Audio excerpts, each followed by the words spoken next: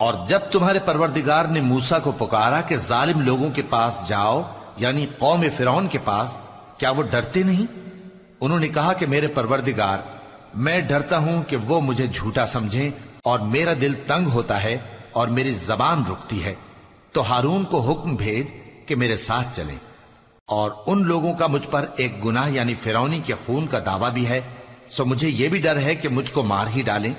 فرمایا ہرگز نہیں، پس تم دونوں ہماری نشانیاں لے کر جاؤ، ہم تمہارے ساتھ سننے والے ہیں۔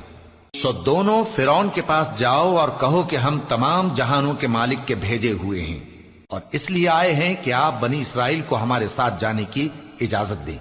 فرعون نے موسیٰ سے کہا، کیا ہم نے تم کو جبکہ تم بچے تھے پرورش نہیں کیا تھا، اور تم نے برسوں ہمارے ہاں عمر بسر نہیں کی؟